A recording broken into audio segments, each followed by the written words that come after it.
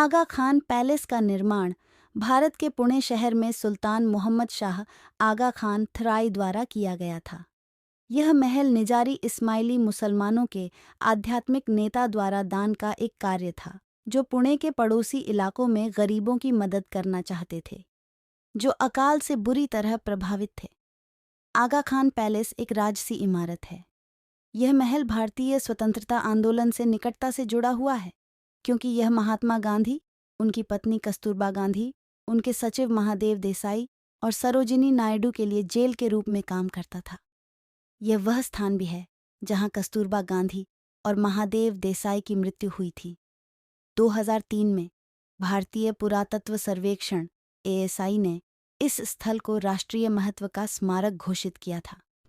आगा Khan palace अपनी वजह से विभिन्न प्रकार के फोटोशूट के लिए फोटोग्राफरों का प्रमुख आकर्षण है। विशेष वास्तुकला, हरियाली और फोटोग्राफी के लिए उत्तम प्रकाश व्यवस्था। संग्रहालय और इतिहास। संग्रहालय और इतिहास। पुणे के आगा खान महल में हम महात्मा गांधी के जीवन के बारे में जानकारी प्रदान करने वाली विभिन्न वस्तुओं और दस्तावेजों को देख सकते हैं।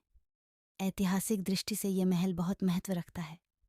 भारत छोड़ो आंदोलन की शुरुआत के बाद महात्मा गांधी, उनकी पत्नी कस्तूरबा गांधी और उनके सचिव महादेव देसाई को 9 अगस्त 1942 से 6 मई 1944 तक महल में नज़रबंद रखा गया था।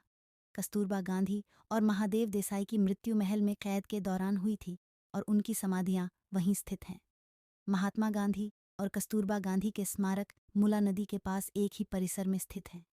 किंवदंती है कि सुल्तान ने आसपास के क्षेत्र के अकाल पीड़ित ग्रामीणों को रोजगार प्रदान करने के लिए महल का निर्माण किया था।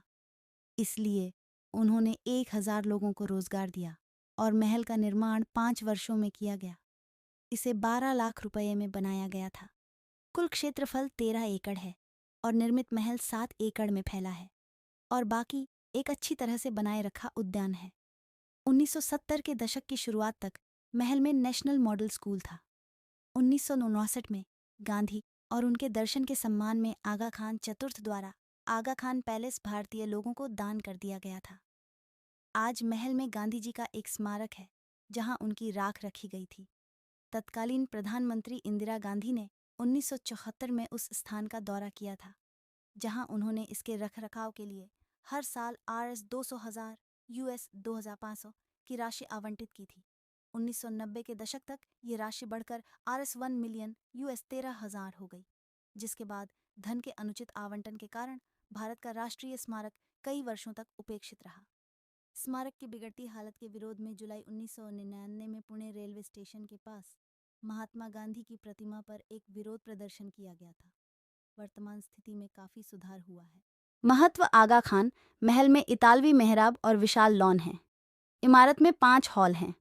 इसका क्षेत्रफल 19 एकड़ 77,000 वर्ग मीटर है, जिसमें से 7 एकड़ 28,000 वर्ग मीटर निर्मित क्षेत्र है।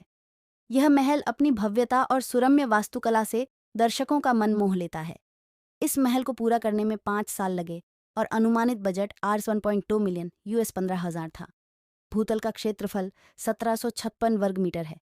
पहली मंजिल का क्षेत्रफल 1080 वर्ग मीटर है, जबकि दूसरी मंजिल का निर्माण 445 वर्ग मीटर है। इस संरचना की खासियत पूरी इमारत के चारों ओर 2.5 मीटर का गलियारा है। प्रिंस करीम आगा खान ने 1972 में इस महल को गांधी स्मारक समिति को दान कर दिया था और तब से पार्क एंड गार्डन संगठन इसका रखरखाव कर रहा है। महल में महात्मा गांधी और भारतीय स्वतंत्रता संग्राम के अन्य व्यक्तित्वों के जीवन की झलक दिखाने वाली कई तस्वीरें और चित्र संग्रहित हैं। यह महल गांधी नेशनल मेमोरियल सोसाइटी का मुख्यालय भी है। इसमें एक दुकान भी है जो खादी और अन्य हाथ से बने वस्त्रों का कारोबार करती है। महल में आयोजित गतिविधियां। गांधी मेमोरियल सोसाइटी महल में निम्नलिखित सार्वजनिक समारोह मनाती है। शहीद दिवस 30 जनवरी। महाशिवरात्रि कस्तूरबा गांधी की मृत्यु दिवस को मातृ दिवस के रूप में मनाया जाता है। स्वतंत्रता दिवस 15 अगस्त।